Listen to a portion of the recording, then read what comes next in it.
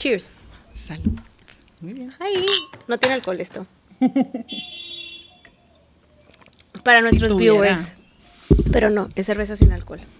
Obvio. Eso lo hace mucho, ay, perdóname, calor en Monterrey. Como podrán observar por todas las hojas secas, 0. llegamos a 38 grados esta semana. 40 en algunos Puntos de la ciudad. puntos de la ciudad. Qué sí. fuerte. Eso del calor extremo. Bienvenida al patio de mi casa, Shay. Gracias. Y es particular. Es particular, no es particular. mío. No es mío, pero es Pero particular. es particular, sí. Sí. Ay, qué tema. ¿Qué tema? Temazo. Vivienda. No habíamos hablado de eso, ¿no? Así Tú sí muchas explícitamente. veces. Tú estás obsesionada, pero no había Pero habido un episodio de No, esto. no ha habido un episodio de Ya. vivienda. No. Bien, pues este ha llegado. Sí. ¿Estás emocionado por eso? Obvio, claro, yo puedo hablar de vivienda 8 horas. La verdad, tengo una lista de 6 o 7 temas de los que puedo hablar 3 días seguidos. Y uno es vivienda. Sí. Tu unos tesis días. es de vivienda, ¿verdad? Mi tesis es de vivienda. Se llama Efectos de las políticas públicas en la expansión urbana. O algo así. En la zona metropolitana de Monterrey. Algo así me o hicieron algo así. ponerle al final. Sí, fue una evolución. O sea, primero quería hablar de movilidad, pero luego el tema era que la movilidad no se puede resolver sola, ¿no? Está vinculadísima al desarrollo urbano. Surprise, surprise. Ajá. Entonces dije, a ver, si ya sabemos eso, no quiero profundizar en entender la movilidad. Quiero profundizar en entender por qué no jalan otros sistemas de movilidad. De ahí venía originalmente mi interés en la tesis y terminé pues analizando vivienda, en particular la expansión urbana. Una arranca por la bici y termina en la sala de la casa. Y correcto, en el patio En de el tu patio casa. de tu casa. Sí. Sí, no. Al final analicé 2 programas. Hay un programa federal que se llama Perímetros de Contención Urbana y lo que busca es contener lo urbano. Son estos que salen En teoría. C1, U, I. 1, U2, U3 y PC, FC, que es fuera de contención. El objetivo es ese, pero nadie está obligado a implementar esos perímetros de contención. No vinculantes. Correcto. Para lo único que se usan es para otorgar subsidios a la vivienda para la población que no tiene acceso a Infonavit, Fobiste, o sea, a ningún fondo para la vivienda, ¿no? O hipotecario de la vivienda, que suele ser la población de menores ingresos. Ok. Entonces, el subsidio a la vivienda de menores ingresos, de interés social de menores ingresos, es la que se tiene que regir por este programa. La que se desde ahí no está beneficia tan de mal. trabajar en el 1 y no en el 3. Y ni siquiera es, o sea, 1, 2 y 3, ahí se puede. O sea, te dicen predominantemente en 1 u 2, pero la verdad, pues sí, es en U3 también. O sea, no está ¿También te restringido. financió? Exacto. Y el detalle, pues, es ese, que solo sirve para determinar en dónde se otorgan subsidios a la vivienda de menor costo. Ok. Y, a ver, pues no está mal, pero es un análisis en teoría, pues, para contener las manchas urbanas, para definir en dónde hay mejor abasto de equipamiento, servicios, empleo, y nadie más lo pela, ¿no? O sea, Ok. no se usa para regular el crecimiento a nivel municipal. O ni fomentar estatal. proximidad. Ajá, Nada. no, para nada de eso. Y además de eso, revisé en dónde, o sea, el tema era, ¿funcionaron o no funcionaron? ¿No? Entonces, el primer hallazgo tenía que ver con que esos perímetros cambiaron. O sea, fuimos extendiendo ese perímetro. Era un perímetro que no contuvo, sino que se expandió. Sí, ahora no contiene. Entonces, ajá. Ok. Entonces, pues, eso. Y luego el otro hallazgo era, no se usa para la planeación urbana ni para la escala municipal y demás, ¿no? Ok. Y el otro programa que analicé fue el DOT, el Desarrollo Orientado al Transporte. En términos generales resumidos, el DOT es aprovechar los sistemas de transporte estructurado, como el metro, como los BRTs, como la Ecovía, para desarrollar, digamos, en torno a las estaciones, zonas más densas y mixtas en cuanto a usos, ¿no? Entonces, yo quería analizar en particular esa estrategia que se implementó por el municipio de Monterrey, cómo había, pues, cambiado la composición del centro, que es en donde están las líneas del metro y donde se ha implementado ese DOT, ¿no? Y utilicé los datos del 2010 y del 2020. La política entró con el Plan de Desarrollo Urbano del 2013, que es el que está vigente ahorita, ya no por mucho, pero lo que quería revisar es cómo estaba la vivienda y la población en el 2010, entra el programa en el 2013 y cómo está con los datos del censo en el 2020. Ok. Entonces, pues, un poco lo mismo. O sea, no hubo mucho crecimiento de vivienda, menos del 1%, la población se disminuyó en ese mismo periodo de tiempo, en estas zonas consideradas como dentro del perímetro DOT, que tienen ahí 800 metros de las estaciones y creo que son 500 metros de la línea o 400 metros de la línea. Duda, cuando dices no hubo mucho crecimiento de la vivienda, ¿te refieres a hogares censales o a oferta de vivienda tipo departamentos? Cantidad de viviendas. Cantidad de viviendas. Ajá. Ok. Sí. No creció mucho. No. Sorprendente. Uh-huh. Pudo haber sido porque hubo demolición de vivienda existente o cambio de uso de vivienda a otra cosa. Yeah. Y O sea, pasaron varias cosas. Sí, hay Ajá. más torres de departamentos, pero también Ujú. se demolió mucha vivienda existente. supongo, no, eso no lo No estudié. llegaste, Ajá. ajá. Pero el tema es que hubo crecimiento, pero fue poco. Ujú. Y lo otro es que la población no aumentó. O sea, no revirtió tendencias De despoblación despoblamiento del del- centro. ya. Ajá. También, sorpresa. Y aquí entra otro tema, ¿no? Que seguro será parte importante de nuestra conversación hoy, que es quién puede pagar vivir en zonas centrales, ¿no? Almost no one. Que yo no, Les como corre una propietaria, lágrima. yo no. Le Sí. resbala por la cara. Sí. No, Ujú. no. Salud. Aquí se acaba el episodio. Okay. Listo. ¿Quién puede pagar vivir en el Vivienda en Nadie. México. Todo mal. Eso sí ya hemos tocado el tema, pero la regla de dedo es, señoras y señores y... Suena igual, señores. Señorites. Señorites. No te debes de gastar más del 30% en teoría de tu ingreso mensual en tu alquiler o en tu hipoteca. Ujú. Con esa regla, si tomamos en cuenta ingresos mensuales, ¿a qué decil de la población le alcanza la vivienda que hay en el centro de la ciudad de Monterrey? Al decil más rico. O sea, es decir, deciles es dividir a la población en 10 Cachitos, segmentos, cachos, partes, de acuerdo al ingreso que tienen, ¿no? Se hacen rangos, se distribuye la población, o sea, el total de personas entre 10, y luego se determinan los rangos, o más bien los límites inferiores y superiores de cada rango. Entonces, hay 10 rangos, ¿no? De quien gana lo menos que se puede ganar, de 0 a X pesos, y luego quienes ganan más hasta el final de esos 10 deciles, ¿no? Y la vivienda que se ha construido en el centro de la ciudad tiene un rango ahí, ¿no? De metraje cuadrado y de costo también, ¿no? De precio de venta, y solo la podrían pagar una parte del último decil, que es el que más gana. Y ni siquiera el decil completo, ¿no? O sea, es decir, A lo mejor es 8%, no todo el 10%. menos, o Ajá. 1% o 3%, o sea, depende dentro de ese decil cómo se distribuye la población, que lo más probable es que quienes ganan menos sean más, ¿no? Ujú.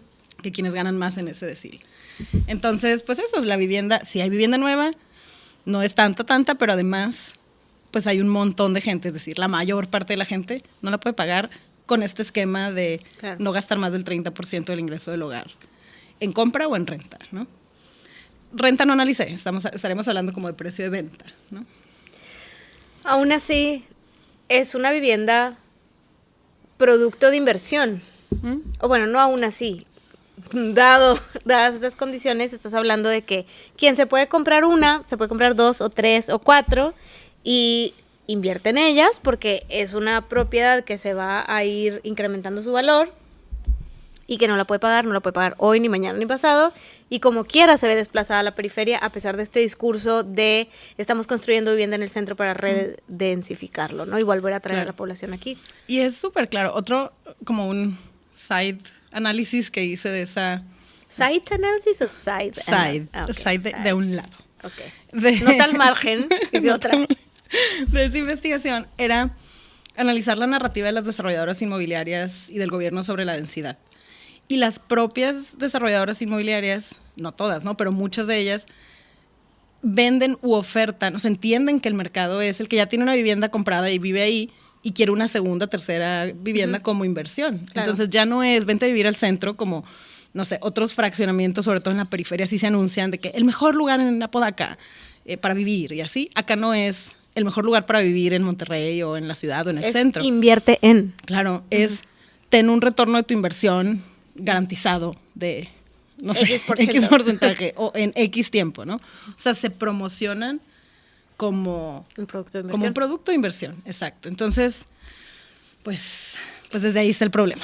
Lo cual, no estamos diciendo que esté prohibido que la vivienda, que haya vivienda que sea un producto de inversión, pero cuando estás hablando de una dinámica metropolitana que no solo sucede en esta área metropolitana, que está replicada en todo el país, y estás hablando de unas dinámicas expansivas urbanas en todo el país y de una falta brutal de vivienda asequible y próxima, entonces sí, cabe preguntarse si no habría que ponerle un alto a esto o ponerle unos mecanismos de control, unos mecanismos de diversificación de ese tipo de vivienda que se hace, que no van a venir única y exclusivamente desde encontremos un producto adecuado. Es que no hay manera de competir sin que haya esa disposición y, digamos, controles que te obliguen un poco a abrir el margen de el espectro de lo que consideramos una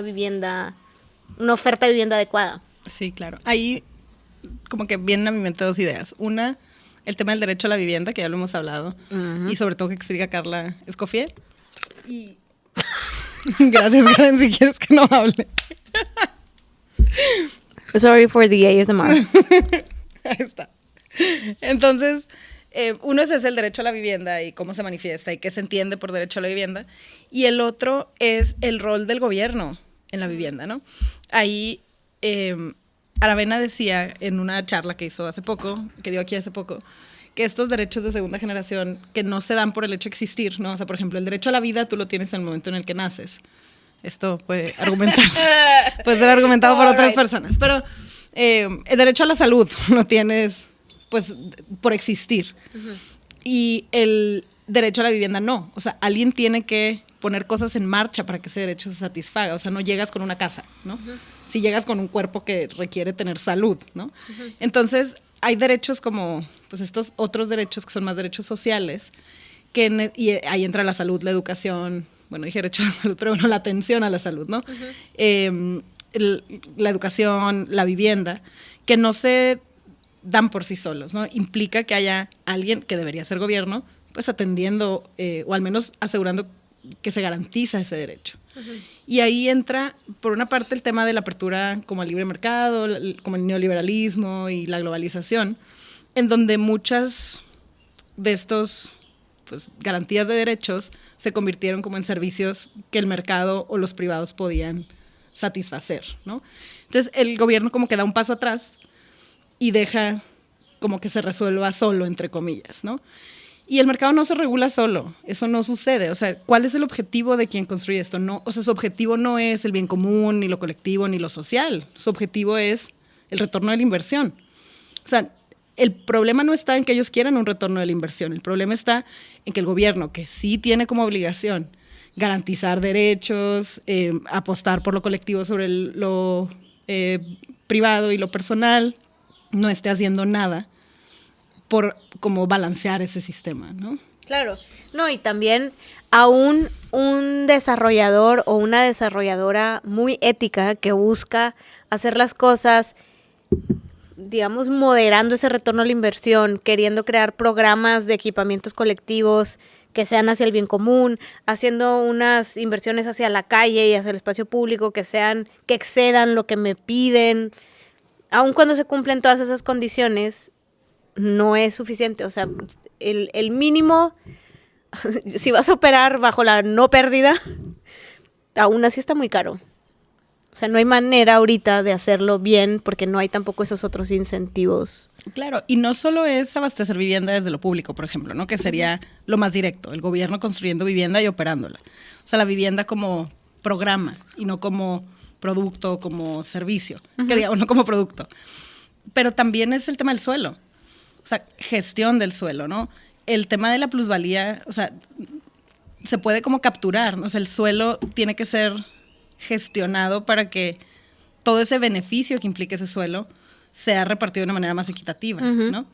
Tanto el suelo privado como el suelo público. O sea, en el tema del suelo público hay un chorro de espacios subutilizados en la ciudad que podrían ser, para empezar, relacionados con el modelo de movilidad que predomina, ¿no? Hay mucha calle que podría ser parque. Ajá, y otros espacios pues que podrían ser vivienda, ¿no? Entonces, Sí, me parece que ahí hay pues una gran área de oportunidad que hacer, ¿no? Y también que la casa no es solo, y ahorita tocaste ese punto, no es solo la casa nueva, es el reequipamiento, la remodelación de construcciones existentes para transformarlos en vivienda asequible, próxima. O sea, justo es ahí donde hay mucho margen de maniobra para una vivienda cercana, próxima, asequible, para esos otros 9 deciles. Claro, el porcentaje de desocupación de vivienda es alto en zonas centrales también. Eso por una parte. Y por otra, pues regresando siempre a nuestra querida Jane Jacobs, ella decía eso, ¿no? O sea, si tú quieres mantener esa diversidad de población, de ingresos en una zona, necesitas tener una diversidad de edificios, ¿no? Subimos una quote hace poquito sobre eso. O sea, no puedes esperar que todo sea nueva vivienda y que todo mundo la pueda pagar. O sea, ya estamos diciendo, la gente no lo puede pagar, necesitas que haya cosas que no sean el edificio ultra remodelado, ¿no? Claro. O sea, el edificio nuevo, la vivienda nueva. Ahora, también hay otras formas de, y aquí entra otro concepto que es uno que me tiene, o sea, que tengo como así todo el tiempo queriendo, o mucho tiempo más bien queriendo explorar a mayor profundidad. Deberíamos escribir algo de esto, pero el concepto de missing middle, ¿no? O sea, no solo hay vivienda unifamiliar y torres, ¿no? Hay toda una serie de vivienda intermedia y es más barato construir algunas de esas viviendas, ¿no? O sea, es decir, ¿en dónde podemos ahorrar en todos los ámbitos, ¿no? O sea, ¿en dónde podemos ahorrar o abastecer suelo para que eso no sea algo que le incremente el costo a la vivienda, ¿no? ¿En dónde podemos ahorrar en la construcción para que eso también no le quite o no encarezca la vivienda, ¿no? Y en ese tema de la construcción, una parte tiene que ver, a ver, elevadores, ¿no? A ver, pues a lo mejor ahí le pierdes un poco la accesibilidad en niveles superiores, pero lo puedes tener en planta baja. Y tener menos niveles, el reglamento pide elevador a partir de ciertos niveles, ¿no? Entonces... Quinto, ¿no? Entonces tú puedes tener edificios de hasta 5 pisos, o sea, hasta 4 más el dúplex. Es decir, si arriba tienes, o sea, el cuarto piso es al acceso a la vivienda. Ajá. Entonces, si en la cuarta planta tienes un dúplex, es decir, una vivienda de 2 pisos, tú puedes llegar a un edificio de 5 niveles sin elevador y eso te baja el costo de construcción. Requisitos de estacionamiento. O sea, los requisitos ahorita te implican prácticamente construir, sobre todo en servicios que no, en usos que no son vivienda, construir más o igual metros cuadrados para cajones que para uso de personas. O sea, es absurdo. Estás yendo, a ver, sin considerar acabados, ¿no? Pero te estás yendo prácticamente al doble en el costo de ese espacio, ¿no? O sea, por construirle un cajón necesitas pagar el doble por esos metros cuadrados nuevos, ¿no? ¡Qué tontería! Sí, y luego todo lo que te jodes de morfología urbana por meter cajones de estacionamiento a fuerza en los espacios, ¿no? Sí, está muy grosero.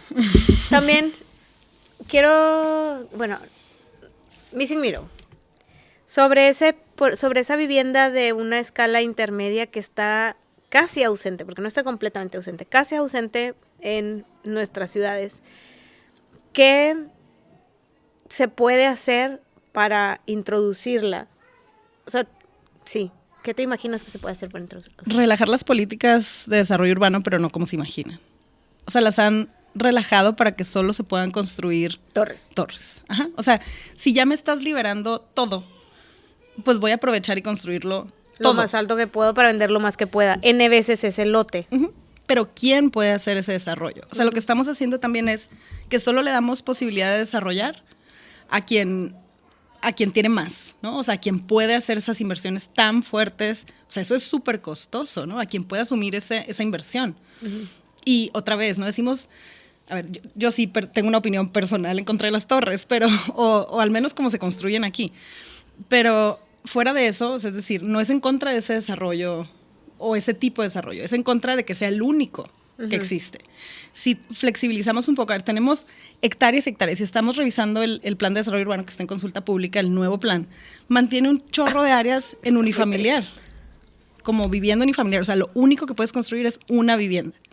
Imagínate que todas esas zonas de unifamiliar pudieras construir dos viviendas. O sea, no te estoy diciendo construye 40, construye 10 pisos, 2 viviendas. O sea, que en esta vivienda o en esta casa, en esta edificación de 2 plantas, abajo tengas una vivienda y arriba otra. O sea, ni siquiera cambia el volumen. Morfología, sí.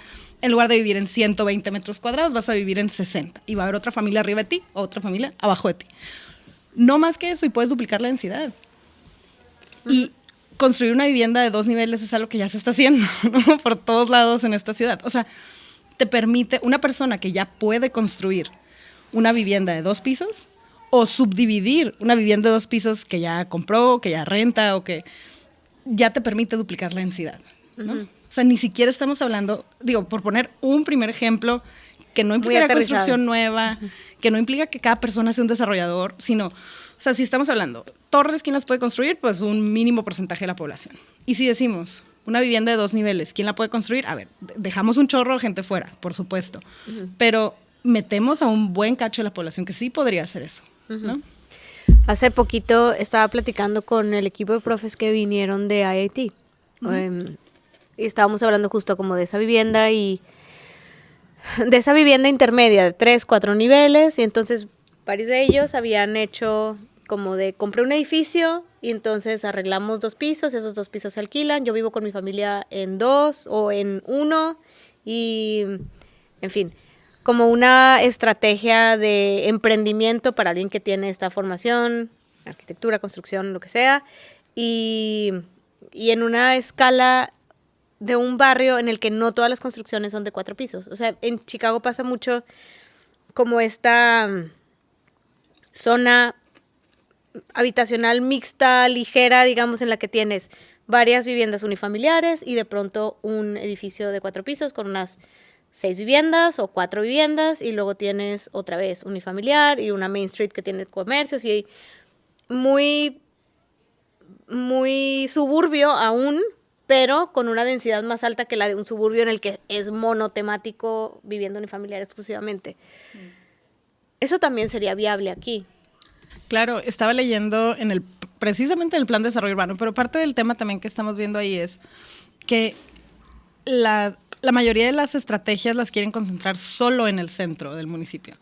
Entonces, por ejemplo, uno de los criterios que decían es que la ONU, o creo que la ONU Habitat, recomienda que máximo el 10% de las manzanas de un barrio, de una zona, sean de un solo uso.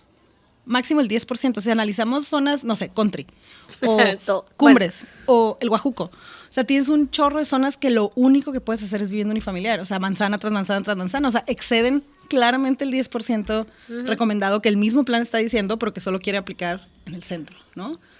Entonces, claro que sería... O sea, ya tenemos el problema que hemos venido construyendo 40 años. No va a haber una sola solución, ¿no? Eso que te decía lo exploraba Sofi, una alumna de la maestría de la MADU, como para democratizar el acceso a ese desarrollo, ¿no? O sea, es decir, que de verdad sea alguien que quiere quedarse a vivir en ese espacio, pero pues que también quiere pues, ser parte de esta mejora de la ciudad o incluso pues tener un ingreso, ¿no? O sea, que, pues sí, o sea, ¿por qué solo quienes pueden hacer torres deberían de acceder a esta posibilidad, ¿no? O torres o fraccionamientos en la periferia o sea, le podemos llamar de muchas maneras a eso, ¿no? Sí. No, y también que uno piensa que quiere unas cosas y luego ya cuando vives en esas zonas te das cuenta de que es en tu contra también. O sea, te lo venden como algo positivo. No van a pasar tantos carros por aquí, está súper tranquilo, solo vivienda y luego solo vivienda. O sea, se vuelve como... Como el machismo. Algo... ¿Cuándo se veía positiva esa? ¿Cuándo te la vendieron bien? Bueno, los hombres estoy segura que habrá algunos que se benefician del sistema, pero no tanto, ¿sabes? O sea, al final te termina afectando ese sistema, ¿no? Perdón, te interrumpí. También ricos de papitas. Sigamos hablando de la vivienda mal vendida. La vivienda mal vendida lo usan de verdad como una estrategia de venta. Tranquilidad, paz, no van a decir no vas a tener comercio, pero usan otras palabras para decir eso. Aquí solamente hay vivienda. Exclusivo unifamiliar. Uso de suelo exclusivo unifamiliar. Esas lonas sí las he visto. Sí? Ay, Dios santo. No por el fraccionamiento vendido, sino por los vecinos. O sea, de que si vas a rentar aquí si vas a comprar aquí. Es zona de uso mixto. Una lona en una cochera. Prohibido los comercios, así. Sí, en accesos a fraccionamiento sí me ha tocado ver eso. O sea, si vas a rentar o comprar aquí, exclusivo unifamiliar o así. Sí. Ay, qué bonito. Cero bonito. Me estoy burlando, es que como que agresividad, qué necesidad. Sí. Pero además, o sea, sí entiendo la paz, la tranquilidad que quieras buscar, que no quieras, o sea, pero tiene que ver también como con el imaginario un poco, ¿no? O sea, hay mucha gente que por su edad seguro creció en barrios mucho más vibrantes y no necesariamente estaba en contra de eso, ¿sabes? O sea, es una idea adquirida, vendida también, o sea, y como todo en la cultura puede cambiar, ¿no? Muchas veces también como que se escudan detrás de que toda la población quiere comprar una vivienda. No sé, pregúntale de mi generación para abajo y yo creo que ya están muy conscientes y estamos muy conscientes que a lo mejor jamás vamos a poder pagarnos una vivienda, ¿no? Entonces, no sé, o sea, creo que las prioridades también pueden ir cambiando, ¿no? O sea, sí, no sé, creo que, o entender que no, como la progresividad de la vivienda, ¿no? O sea, no necesariamente comprar en un lugar alejado del centro y hacerlo joven va a ser mejor que rentar un tiempo, ahorrar, tener opciones céntricas. O sea, es decir, el gasto que te puede implicar vivir lejos, te lo puedes ahorrar viviendo cerca un tiempo. O sea, hay otros esquemas que no estamos explorando como para así tener un acceso a una vivienda adecuada, claro, ¿no? Sí, o por ejemplo, yo también, una cosa que he platicado es, no sé, o sea, bueno, para empezar no me alcanzó la vivienda, disclaimer, pero en caso de que sí,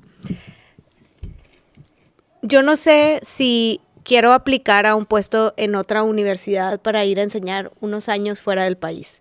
Yo no sé si quiero tomar un sabático y vivir fuera un tiempo. Yo no sé, o sea, no, más bien, sí quiero estas cosas. No es, yo no sé si quiero. Eventualmente quiero estas cosas y entonces se puede volver una dificultad más que un beneficio. Pero esta es una conversación sumamente hipotética porque no estoy en el mercado de comprar casas. No, claro, pero sí es algo que a mí me hace ni siquiera estarme preparando para eso.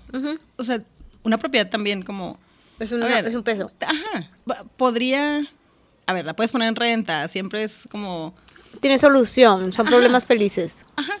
Pero también hemos hablado con una colega que dice, a ver, yo puedo seguir rentando toda la vida y con tener como un retiro que me permita rentar en otro país y tomarme una cerveza, claro, ¿sabes? Y, claro, o sea, hay otros esquemas de vida que no son, y sobre todo pensando también en que nuestro esquema de trabajo, que es parte de lo que estabas diciendo, pues cambia, ¿no? O sea, a lo mejor nuestros papás, nuestros abuelos, si les tocó pues, ya una época como más de empleo formal, ¿no? Se dedicaban a trabajar para una empresa sus 30 años y además tenían acceso a esquemas de jubilación que les permitían retirarse y seguir viviendo bien. Para nosotros esa opción se acabó en el 97. ¿Qué conversación? ¿Dónde deprimente, Sheila Ferniza? No, pero es, o sea, como que no se está reconociendo ese cambio. ¿Qué implica ese cambio laboral, generacional para la vivienda? O al menos no parece, ¿no? O sea, como que quienes siguen tomando las decisiones son de una generación que no entiende esos cambios generacionales, ¿no? Espera, te voy a dar un fact. Encontré hace poquito. Muy bien. No voy a tardar. Aquí sigo hablando. Lo voy a encontrar. Era justo como de cuánto porcentaje de tus ingresos había que gastarse en la vivienda en 1970 y hoy en día. Algo así. Ah, o sea, como con cuánto porcentaje de tu ingreso en los 70 sí comprabas una casa. Ajá. Y ahorita cuánto representaría. Sí, era algo así. Adivino. A ver si lo encuentro. No es cierto. Voy a intentar adivinar. No, seguro en los 70 estaba por debajo del 30% recomendado y hoy está por encima del 100%. No sé. Lo voy a encontrar. Lo encontrarás, seguro. Sí.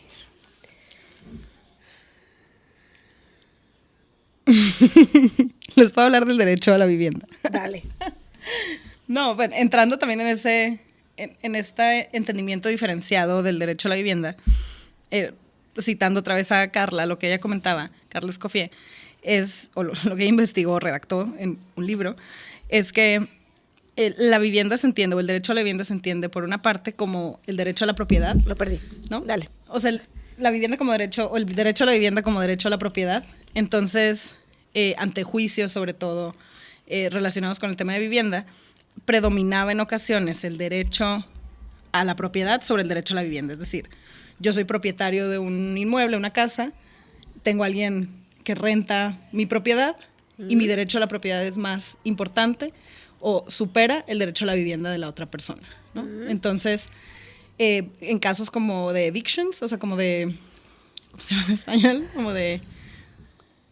No sé, pero cuando te sacan de la casa. Ajá, cuando te sacan de una vivienda. Puede ser por razones, pues sí, por no pagar la renta o por estar ocupándolo de manera informal, ilegal, etcétera. Sin embargo, pues esa población debería de poderse garantizar un derecho a la vivienda, aunque la saquen de esa propiedad privada, ¿no? O sea, al menos no te deberían de sacar hasta que no tengas una vivienda a la cual llegar. O sea, no te pueden dejar en la calle. Pues entonces, si equiparas ahí, pues lo que decía es, se entiende muchas veces este derecho a la vivienda como derecho a la propiedad, ¿no? Y luego hablaba también de derecho a la vivienda solamente para quienes tienen un trabajo formal, o sea, que pueden acceder a estos créditos hipotecarios de las instituciones, ¿no? De gobierno. Y lo otro ya era el derecho a la vivienda como más amplio que conocemos, ¿no? Que es, pues, que tienes derecho a tener, como a ese resguardo, ¿no? Y la vivienda también como un derecho que te satisface otros derechos o que te ayuda a cumplir otros derechos, ¿no? ¿Qué será más? O sea, ¿será tan común el caso de la persona que se queda en una casa y no paga nada? O sea, esas es como historias de terror que existen por ahí. ¿Qué tan prevalentes serán como para que se justifique que la ley proteja de esa manera, muchas veces tan desequilibrada, a propietario y no a arrendatario? Regreso al tema de género. O sea, ¿qué tanto se vota a favor de las mujeres que han sido violentadas versus qué tanto sucede? O sea, como que no necesariamente tiene que ver con la cantidad. Con la prevalencia del problema. Exacto, sino con cómo concibe quien juzga el problema. Es muy buena respuesta. Lo intento. Como no tengo el dato, intento te digo porque el dato no importa. Ay, Lecciones para contestar preguntas que no sabes la respuesta. Cuando vivía en España, que fue como en el pico de la... no el pico de la crisis, pero cuando estalló la crisis de la burbuja inmobiliaria y todo esto, que fue... Yo hice el máster 2009-2010, entonces justo me tocó. O sea, era la crisis del 2008, reventando tarde, ¿verdad? Y pues había mucho, pero con mucha frecuencia esta noticia de... no tengo la palabra para evictions, pero... La voy a buscar. Sí. Pero no me acuerdo. Todo el tiempo salía, así casi cada semana, desalojos. No la busqué. Desalojo. No, ya sé que no tocas el teléfono de días, desalojo. Sí, pero salía mucho, o sea, como de la gente llorando y la casa y la toma fuera del departamento y no sé qué, porque había muchas personas que por la crisis quedaron en una situación en la que no podían seguir pagando el alquiler y el banco tomaba posesión de la vivienda y lo sacaban y muchas veces con muy poco criterio o poco aviso o poca humanidad. Sí, esta semana estaba leyendo también un reportaje del New York Times que documentaba esta crisis igual, pero en Estados Unidos, que está actualmente, ¿no? O sea, entonces el formato como la narrativa era un sillón no es una vivienda, un auto no es una vivienda, una casa de campaña no es una vivienda. O sea, como contar las historias para sensibilizar a las personas que hay gente viviendo en un sillón o en un coche. Correcto. Y entender un poco pues detrás la historia de cada una de estas cosas y también como pues sí evidenciar o mostrar la diversidad también de situaciones en las que la población está viviendo, ¿no? Sí. Fíjate que es un super side note. Es una... Sí, me fui. Pero antes usaba mucho Reddit. Ya no, tengo como tiempo que no meto Reddit. Desde que TikTok llegó a mi vida, ha ocupado el espacio que otras redes sociales tomaban. Pero leía mucho un subreddit que tenía que ver con vivienda. Y de ahí me llevó a otro subreddit que tenía que ver como con frugalidad, digamos. O sea, era como, ahorra haciendo esto, usa esto otro, no sé qué. Y había gente que llevaba eso al extremo. O sea, hay gente, por ejemplo, esta es otra nota. ¿Has visto los del movimiento minimalista que tienen así de que una cuchara, un no sé qué, a ver si logro vivir con 5 objetos? Es una cosa impactante. Hoy me he enterado de 2 cosas, así 2 tendencias. La de la gente que come mucho, no mucho, o sea, perdón, no así. Mukbang. Eso, es una cosa... Bueno, cada quien, ¿verdad? Sí, el ASMR ya me... O sea, me está molestando que se ASMR escucha lo como máximo. respiro en el micrófono. No es cierto, pero... No, ahora escuchar cómo mastica la gente, no. No, guácala, eso me da muchísima misofonía. Pero, volviendo. Y ahora este otro concepto Bueno, extremado minimalista. Hay un minimalismo extremo que literal se ponen así como a ver si logro vivir, o como el movimiento cero basura, ¿no? A ver si puedo vivir todo un año, todos mis residuos se concentran en este botecito Mason Jar. ¿Has visto esa chava? Bueno, todo, o sea, era como la etiqueta de un pantalón de mezclilla que me tuve que comprar, aquí está. O sea, pero era... Y Shane mandándote 48 bolsas por una blusa. para un broche. Pero, bueno, está como relacionado estos movimientos, ¿no? El movimiento cero basura, el movimiento minimalista, pero tienen enfoques distintos. Movimiento minimalista está como enfocado a streamline tu vida y que no te distraiga de tu vida, esas cosas, y van como reduciendo. ¿Para qué quiero una cama y un sillón si puedo tener un futón y es las dos cosas? ¿Para qué puedo? Así un poco, y se van. Y bueno, terminas... eso tiene una lógica muy como de monasterio, ¿no? Incluso, sí, es bastante asceta esta vida. Pero llegan a eso, como no necesito una copa y una taza y un no sé qué, porque un mismo receptáculo puede hacerla de mi bowl de sopa, mi taza de café de la mañana, mi plato en el que como el cereal y todas las cosas que necesito. Y así. Entonces, ¿por qué estamos hablando de...? Yo cuando no quiero lavar trastes, estoy segura que me puedo comer un taco en esta taza. No llegues a ese extremo, pero entiendo. Meli, voy a decir algo que tú hacías antes cuando íbamos juntas. Meli, mi hermana, desayunaba en una servilleta con tal de no lavar el plato en la mañana, porque sí, lo he hecho. Serían muy pestis. Anyway,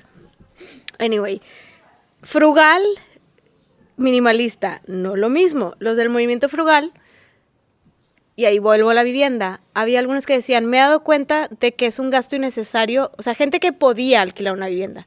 Me he dado cuenta que es un gasto innecesario, puedo ahorrar el dinero del alquiler y puedo vivir en mi carro, bañarme en el gym. La mensualidad del gym es más barata que la de la renta y aquí me puedo bañar y además hago ejercicio y además tiene un espacio de coworking y además no sé qué y entonces tal. Y entonces, conclusión, voy a vivir en mi carro. Y yo decía como, maybe ya llegamos a un punto en el que tu nivel de quiero ahorrar... No sé, una casa tiene sus ventajas, una casa tiene cosas bonitas. Una cama, por ejemplo. Es que dormir en una cama, no sé qué pensaste, Karen, pero dormir en una cama es muy diferente que dormir en el carro. Sí, tiene sus ventajas. Para quien lo pueda hacer, ¿no? O sea, estamos planteando que es gente que decide. Exactamente, eso era lo que a mí me sorprendía bastante, que era como, ¿quieres aumentar en un 30% tu ahorro? Vive en el carro y cómprate una mensualidad del gym. Y bueno, pues es una solución.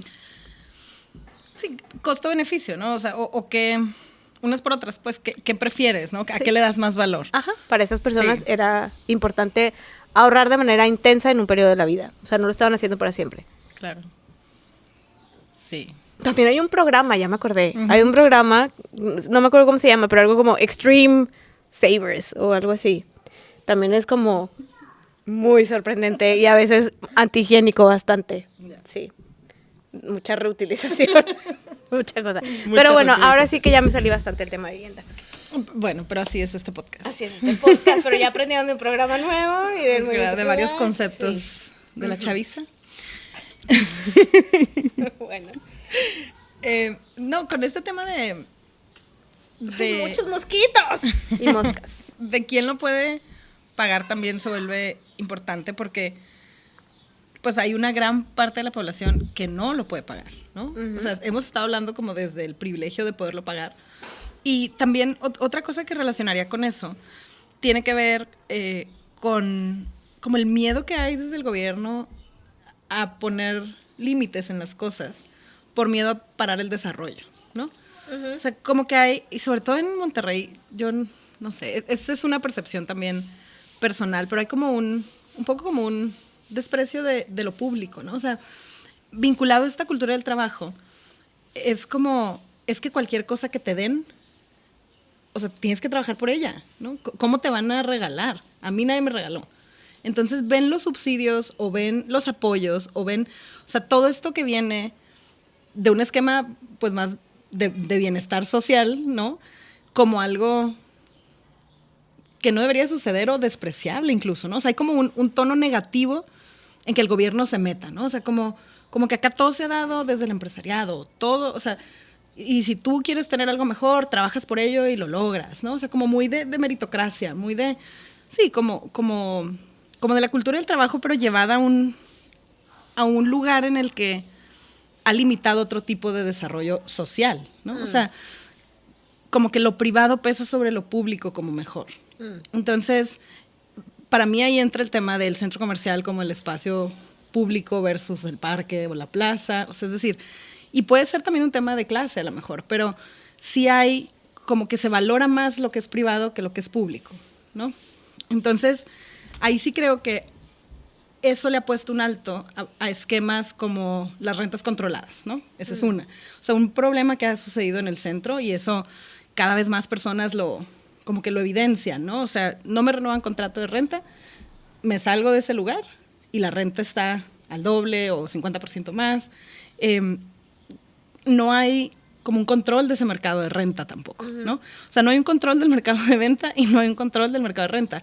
Control o límite o... Pues es sí, que o sea, es control. como, la gente tiene mucho miedo a esa palabra porque suena a Estado totalitario opresor, pero no necesariamente. O sea, todos necesitamos reglas y estructura en la vida. Están ahí y ya también. Tenemos ese esquema totalitario y opresor, pero no viene de gobierno. Viene de quien está abasteciendo la vivienda, ¿no? Sí. Pero iba a conectar con lo que decías de como el menosprecio por lo público. Yo creo que hay mucho de verdad en lo que dices. O sea, sí hay como un orgullo, un echados para adelante y somos muy trabajadores y todo eso es cierto. Todo eso tiene mucho de cierto. Pero también es cierto que viene el desprecio de la experiencia previa de un mal servicio, de muchos servicios públicos. Yo creo que también viene del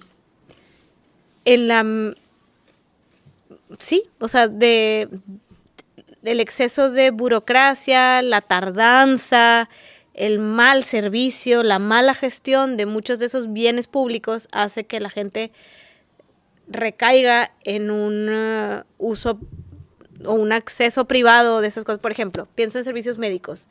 Y me acuerdo mucho de Lucy, esta señora que conozco de La Campana. Y es que no puedo llevar a mi hijo al seguro a esto, entonces voy a ir a la San Felipe porque ya me dijeron que hay, o sea, a un hospital privado bajo costo porque necesita una atención adecuada y pronta y no lo puedo obtener en el servicio de salud pública.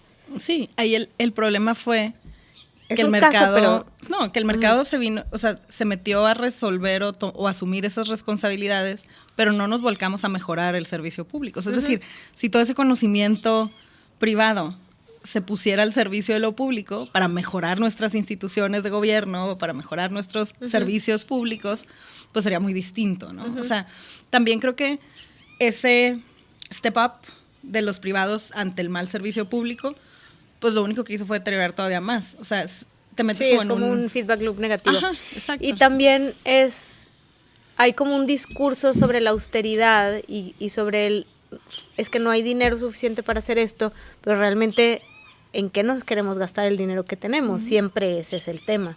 O sea, sí, es verdad, podríamos ser mucho más eficientes en el uso de ese dinero público, pero ante el dinero público que tenemos, ¿a qué asignamos ese presupuesto? Sí, claro, las prioridades, ¿no? Sí, y ahí también hay decisiones, regreso siempre al tema de movilidad, ¿no? Pero, a ver, entre más nos expandamos y más metros cuadrados y hectáreas de calles construyamos, y si la prioridad de ese uso es vehicular, pues cada vez va a ser más costoso e imposible de mantener y reponer, ¿no? O sea, habilitas más espacios de infraestructuras que no puedes mantener, pues eso nada más va a generar que se deteriore todavía más, ¿no? Sí, y en el tema de la vivienda, regresando un poco a eso, además de este tema como del tipo de vivienda que construimos, que es en donde podría haber algo de ahorro, hay un montón de maneras de gestionar también o de exigir desarrollo como de vivienda mucho más asequible, ¿no? Que la gente la pueda pagar. Pero hablábamos del control de rentas, o sea, es decir, que si hay una regulación de cuánto deben costar las rentas o toparlas, ¿no? O sea, por zona, por tipo de vivienda, por antigüedad, yo qué sé, ¿no? Pero que sí haya pues digamos, como una referencia, ¿no? Y por otra parte tienes otras cosas que se relacionan más con las nuevas viviendas, ¿no? O sea, que quien construya vivienda esté obligado a construir un porcentaje de vivienda de otro precio, ¿no?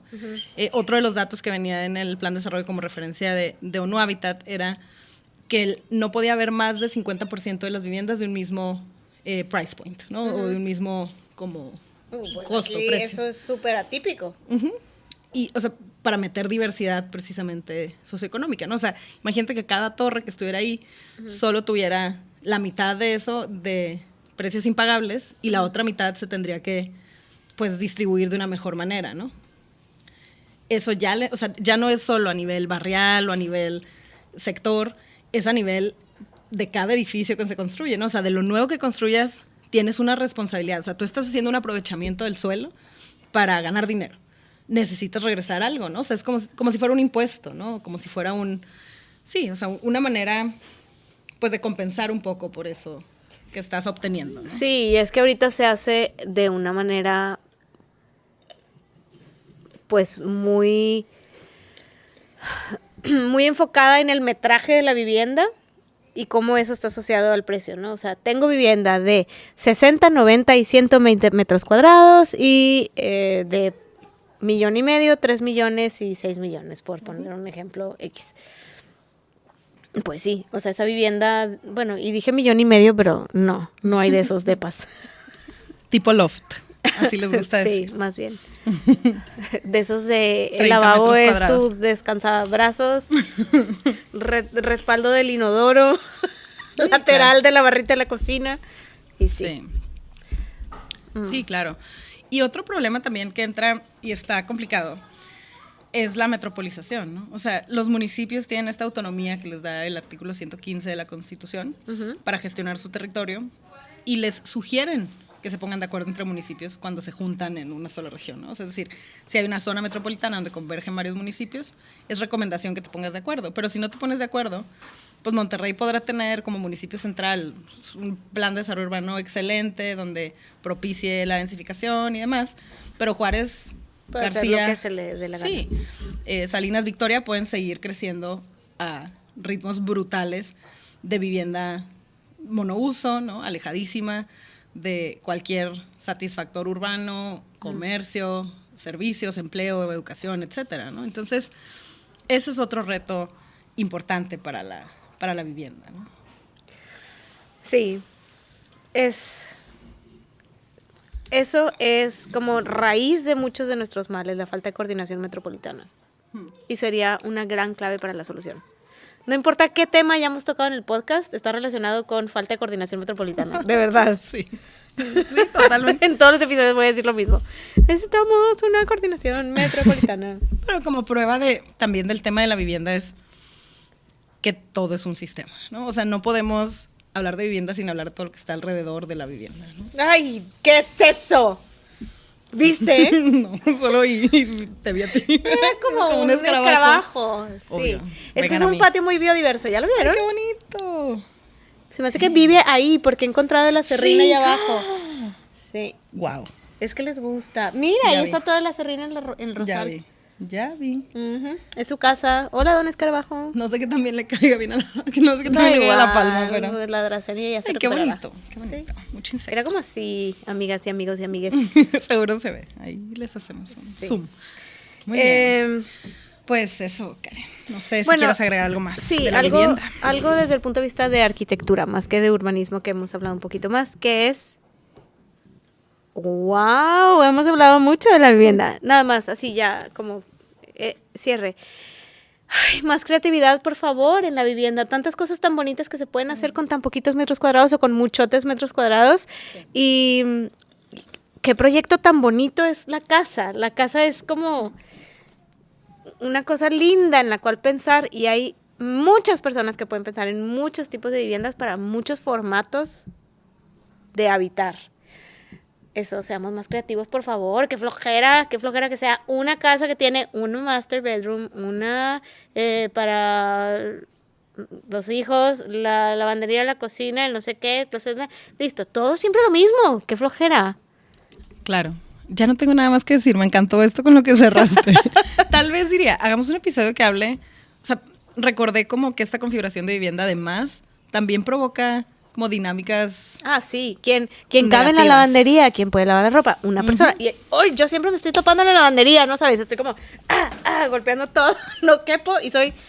Y le entramos todos al quite, hasta mis hijos también, pero pues la lavandería está hecha como un pasillo, claro. No es algo colaborativo ahí. Sí. En mi casa se lava y se dobla, no se lava, pero se dobla ropa en el comedor y la sala, porque es algo de todos. El patio de tu casa es particular, se lava y se seca, como los demás. Bonito. Pero bueno, me encantó tu cierre y yo creo que pues eso, hagamos uno que reflexione más sobre qué viviendas, o sea, imaginar otras viviendas, ¿no? Imaginar otras formas de hacer casa. Muy bien. Muy bien. Gracias por venir a mi casa, Shay. Gracias por recibirme. A mí me gusta ir a las casas. Muy bien. A la otra me invitas a la tuya otra vez. Por supuesto. Bueno. Muy bien. Síganos, suscríbanse al canal. Sí. A la otra les vamos a poner en medio de la conversación, suscríbanse al canal. Pero ahora estamos en video, entonces eso. Y síganos en redes sociales. Estamos en Trama Urbana MX en todas las plataformas. No en todas, en TikTok no. Sí estamos, pero no ponemos contenido. Solo consumimos.